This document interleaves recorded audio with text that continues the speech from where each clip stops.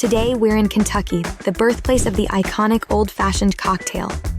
Here's the secret to mastering this timeless drink. Let's get started. We'll need 2 ounces or 60 milliliters of bourbon, or if you prefer, you can go for whiskey instead. 1 sugar cube, a teaspoon of water, 2 or 3 dashes Angostura bitters, 1 slice of orange, and finally, some ice.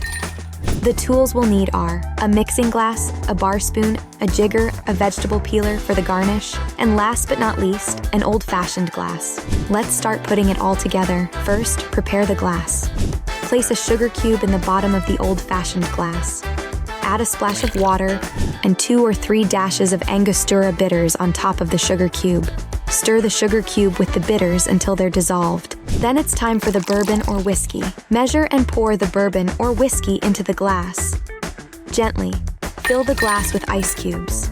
Using a bar spoon, stir the mixture slowly for about 30 seconds to blend the flavors and chill the drink. Now let's garnish.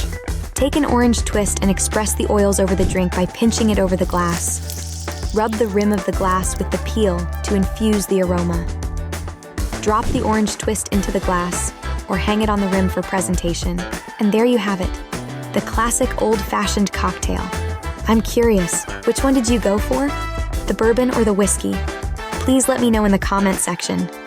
Be sure to like and subscribe for more cocktail recipes and tips, and please let me know which cocktails you are interested in learning more about. Until next time, happy mixing!